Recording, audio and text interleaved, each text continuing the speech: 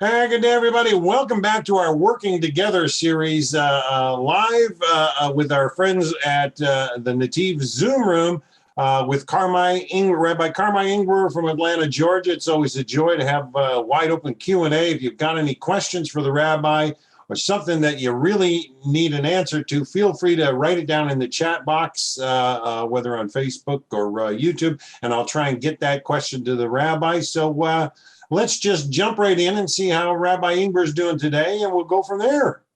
All right. Thank you so much, Dan. All right, good. So, hi, everybody. It's been a few weeks. Haven't seen you all. Good to see you. So, as you probably know, we were busy with the holiday of Passover. And that historically is the time that the Jews came out of Egypt. Very, very crucial time, because that is a time where God revealed himself in the world. Now, you've all heard about the 10 plagues. I don't know if you realize this, but there's an amazing thing they found in archaeology. Years ago, they found this writing, a hieroglyphic writing in Egypt that's describing what's happening. This person's writing, there's blood all over, and it's dated literally the time of the exodus of the Jews from Egypt. Of course, many archaeologists say, oh, it's somebody was writing fiction at the time, which I don't think fiction writing started for many years later. But very fascinating that they did find a archaeological find that lines up literally with the 10 plagues as they're happening. So, but understanding what the 10 plagues meant, and you've all heard about the Exodus of Egypt and the 10 plagues. What that was God revealing himself on a grand level, meaning beforehand you had individuals that found God. Now God is changing the way he runs the world to it's an obvious way there is a creator, and that changes everything, because all of a sudden you see. Now, that is the holiday of Passover. Passover is God is giving his calling card, so to speak, to show I created the world, I have complete control over the world, and I'm involved in the world. Those things we see through this process. Now, I want to explain the time we're in right now, because it's a very unique time. This time is called the time of the Omer. Now, what is that? So let me explain this, because even though I'm going to tell this to you in terms of the historical thing that happened, it is a time that is relevant all the time to every one of us. Let's try to understand this. Passover is the holiday of freedom. Now, it's no coincidence that it lines up with the spring.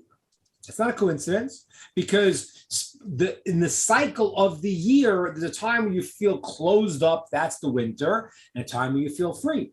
Passover, therefore, is lined up with the time of spring in the land of Israel, and therefore in the northern hemisphere.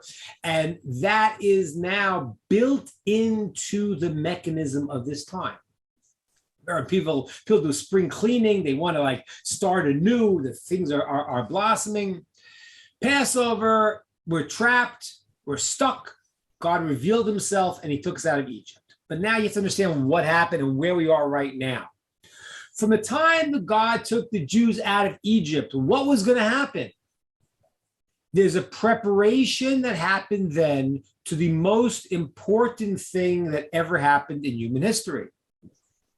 And what is that? That is 50 days later, after we left Egypt, God brought the entire Jewish nation to Mount Sinai and gave them the 10 commandments, spoke to them. They heard God speak. Now, I want to explain to you a second this concept, how this is different than everything else you've ever heard. Because if you look at every other religion in the world, without an exception, they all start the same way.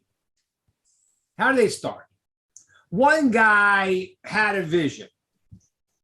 He said God spoke to him or something like that, and then he convinces people that this is what happened. And if he's charismatic enough, then at a certain point, he gets followers. I'm only pointing this out because it's modern, and people think things that happened 1,000 years ago, well, that must be true because it happened 1,000 years ago. It's not true. But if you look at the story of, let's say, Joseph Smith, who was the founder of Mormonism, and he had this vision. He said that this angel named Uranus came to him and gave him these brass, these copper tablets, and he lost them. When he had this explanation, he was chased around America. He was in St. Louis. He ended up getting to Utah, and he got a few people that followed him, and then he created a whole religion about his statement of what happened. Now, when a guy claims that God spoke to him, there's a big problem with that. What's the problem? You can't prove if it's true or not. I don't know. Right. Subjective. It's subjective. It's not something that a person can go and will be caught with, because you can't really know if he's charismatic or convince you. If he's not, he's not. There's only one nation that made a different claim, and only one that can, because it's true. The situation that we're talking about is God revealing himself to an entire nation. You can't falsify such a thing. Okay. So for example, let's say you live in, you're in Houston. Some of you in Houston.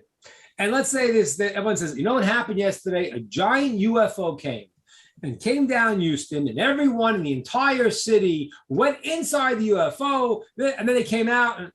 So if someone started saying such a story, everyone would say, you're crazy. I know it didn't happen to me. When you want to make a false religion, the way to do it is not to say something that is easily contested. If I tell you what happened to me, you may not be able to argue with that. But if I tell you what happened to you, you'll say it's not true. So I would never do that. Nobody would make a claim that God spoke to you if he didn't do it. It's impossible. As a matter of fact, the Bible itself says that. In Deuteronomy, it says, God said, has there ever been such a thing, or will it ever be, that a nation will come along and say that God spoke to the entire nation? No one would do it. The Jewish people, we learn the Talmud, we're very critical, we argue back and forth, we try to understand the details of what's true. Could you imagine Moses coming along and telling there were about 3 million Jews? We know the army age, there were 603,550 army-aged males. So it's approximately 3 million people. Could you imagine Moshe coming along and saying, okay, here's the book, and it says that God spoke to us, and we all heard it, and it was incredible. It was amazing. People would say, what? You're making it up. It could never be. Even things that, certain historical facts today, nobody here has ever met Aristotle. I think if most people said, did a guy like Aristotle exist? You'd say, yeah. Some things are historical facts. That's a lot less. That's, the people who saw him in Greece and heard about some of his teachings, but you didn't see him. But there's certain things that are known in history. This was an historical event that happened to an entire nation. And if you would build a religion that wasn't true, you would never make that claim. So this moment of what's called the national revelation, when God speaks to the entire nation, is a turning point in history. It is the turning point in history. As a matter of fact, all nations knew it was happening when it was happening. We have a teaching that says there was a prophet at the time, a non-Jewish prophet named Bilam, and the people went to him and said, what is happening? The earth was shaking. There was something going on that they understood. And Bilam said, God is revealing himself to the Jewish people in the desert, giving them the Torah. So that is the idea of leaving Egypt, coming into freedom, was a preparation to go 50 days in the desert to receive the Torah, receive the 10 Commandments, which is not even, the 10 Commandments is a bad English translation. It's really more should be the 10 principles, called Dibros. Dibros are statements, and really they are the roots of all of the commandments. They're like the principles of all the commandments. So, but it was more than that. It was hearing God speak, which was a transformative moment for the Jewish nation and for the entire world. And it'll always be like that. So I want to understand how important this is. This is a moment where the whole world source. I want to take a moment to contrast this, because in other religions, like I say, one person will say something and say, I had this vision, and they'll get followers. And then he might even say, I did a miracle and a lot of people saw it. Well, who are these people? Where are they? Can we interview them? No, they left. I don't know who they are. When you have the entire nation and you're saying that every single person had this experience, it would be a very bad idea to make that claim if it wasn't true. And B, you would never get away with it.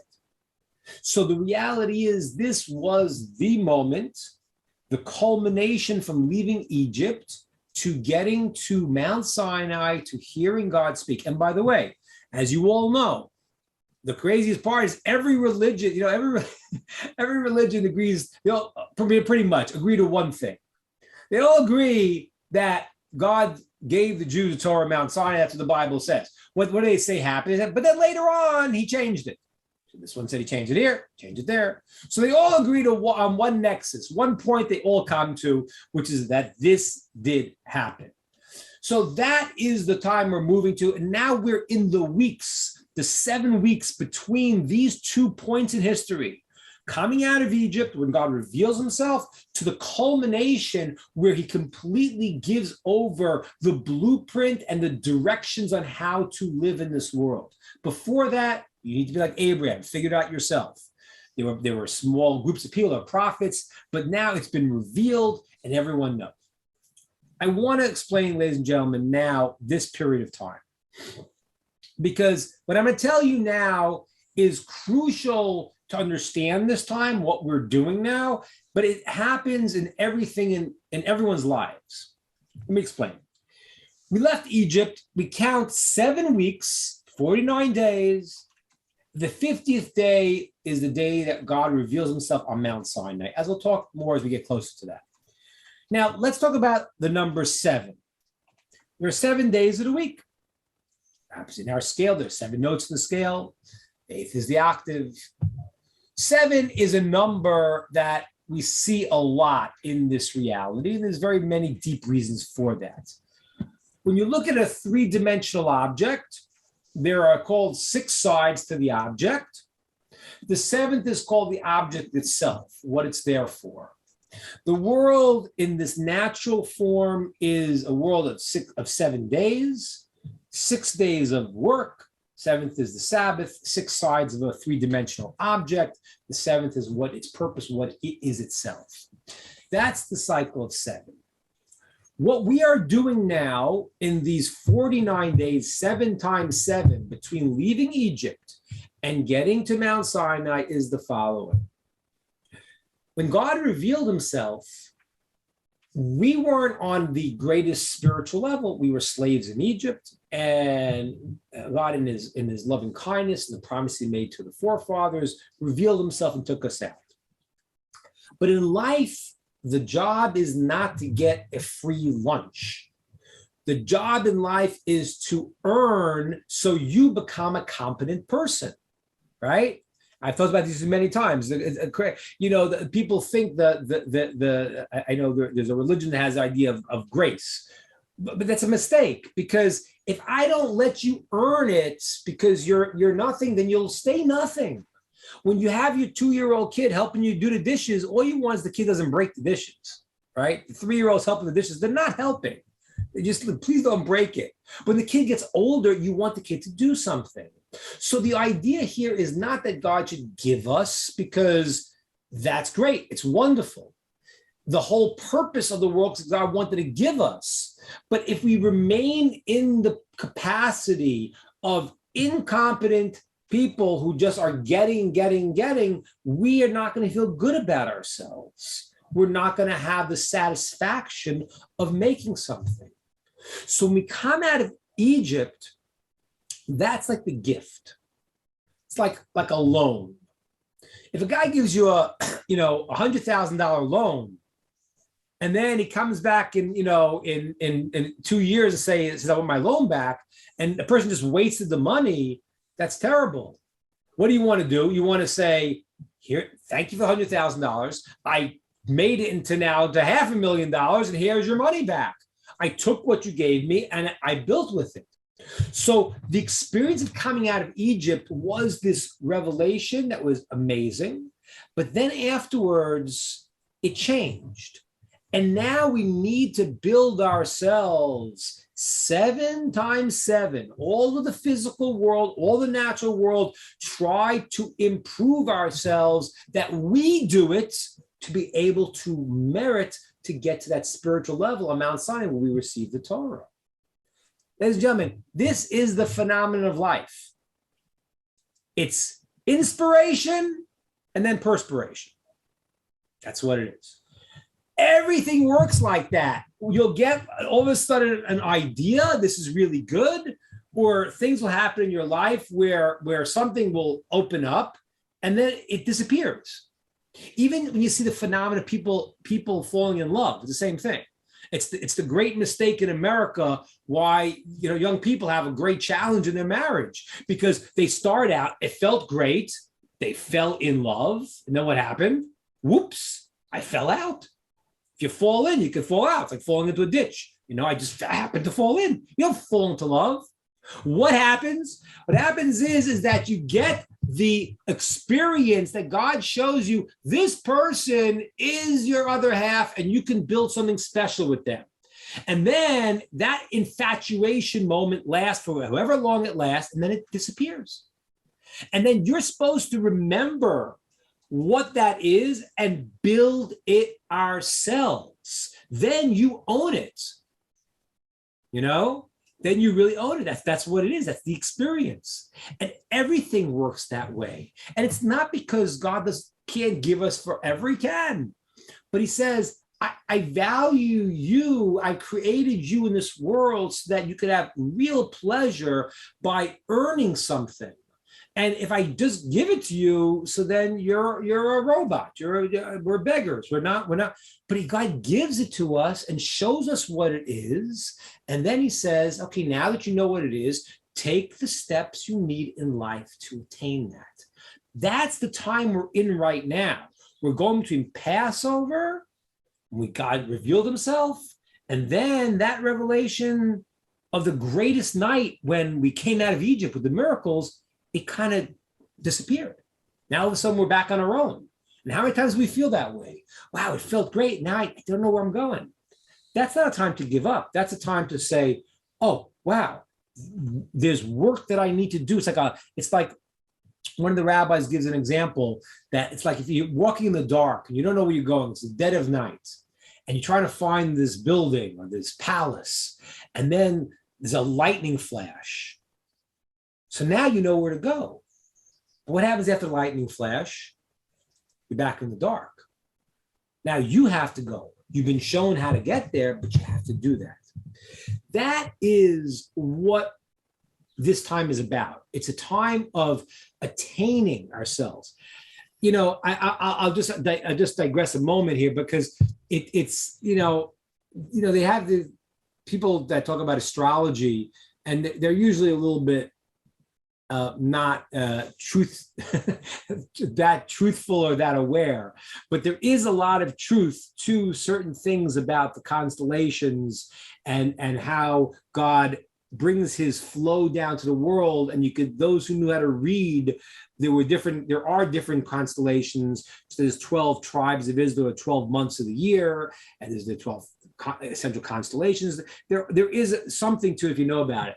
So this month today is the new moon, the Jewish new moon, called the month of Iyar, which in the signs is called the Taurus, the bull.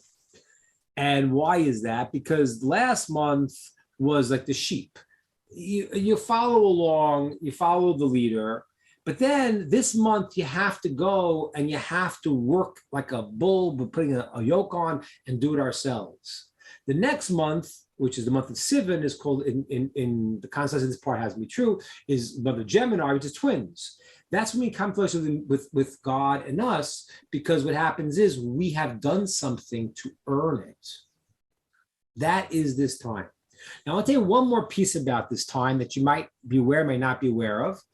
In the Jewish world today, although it was a very, very happy time in the past of the preparation from Passover to getting of the Torah, in the Jewish world today, we do a partial mourning period.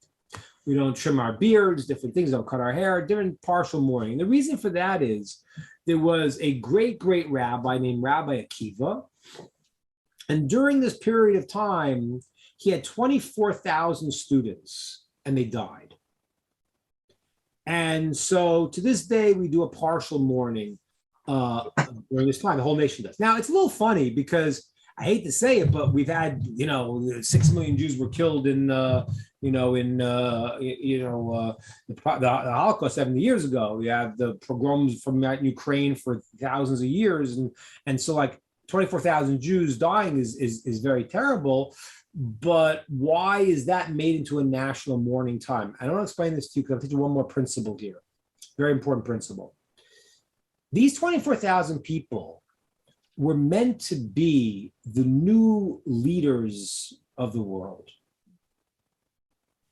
And therefore, when you could become something and you don't, there's an immediate flip side that you have to deal with. So this could have been an amazing time where he would have created the new generation of leaders. And there was a problem, I'll explain to you in a second, the problem that they had, which caused it that it turned from attaining something to the opposite. Let me explain what this means. Whenever you see you could do something very, very big and very, very good, there's also the danger of falling. And that's why you have to be very careful. A lot of times in life, you get to something and it's a big decision, and all these things like sort of come up and these problems come up. You know why it's coming up. And very often the answer is because it's an auspicious moment that if you do this, you could move high, to a higher level. And therefore you gotta be careful, because if you don't, you could fall also. It says these 24,000 people died. Now I'm gonna tell you how they died. This is unbelievable. It's very strange. It says they died because they didn't give honor one to the other. That's very strange. Their teacher was the great Rabbi Akiva, who was the most loving person imaginable. How could it be that his students didn't honor one another? It's not possible. I want to tell you something like this. They honored each other in the way, if we saw how they acted to one another, we would be amazed. But there's something else when you interact with someone. You know how sometimes you have family members and you won't talk to a stranger the way you talk to a family member. A stranger, excuse me, I don't want to. A family member, hey, can you, pass the potatoes? What happened? Hey, also you can't say please. What happened here? But because they're familiar, we're very close. These rabbis felt they were so close that they were like one, and that's good, but you still have to go and say another person is a separate entity, and how close I feel to them, I have to give them that type of honor. So it was in their love and connection that they felt like one body, that there was a flaw of being able to, consider them separate enough to honor them in the way they each deserved. So this time between Passover and leave Egypt and getting the Torah is a very powerful time. It's a tremendous energy of moving to greatness. And today, unfortunately, because there was a time where we see that we didn't actually get there, the potential was there and we didn't do it. Today in the Jewish world, there is, as we get closer to getting the holiday of Shavuot, getting Torah, the mourning stops. But during this period of time, there is a somewhat mourning because the 24,000 students of Akiva who were so great and could have gone to this highest level of the great leaders that they should have been, there was a flaw. That's the second lesson I want to teach us today. The second lesson is that every single time you're in a situation in life, it's an opportunity. And if you realize it and you say, this is an opportunity to grow, there's a flip side if you don't. If you don't take an opportunity, then something else happens because you can't stand still. You can't stand still in life. You have to. People tell me they're the same as they were. It's not true. It means they're less than they were because you have to move. You got to do, and potential of doing. There's a risk, but that person has to try, has to pray, has the right intention, and then Hashem, God will help us to get there because that's the goal. And that was the first lesson we said today. The first lesson is the whole process in life is giving you an inspiration for the purpose of you taking it and you doing something with it so that you will have attained it and you'll be able to enjoy it fully because you made this good through your own efforts and not just taking from God as a gift without you actually being an active participant to bring out our own personal greatness, which is what God wants. That's my thought for the day. And we will open it up for questions on this and on this time of year and other ideas.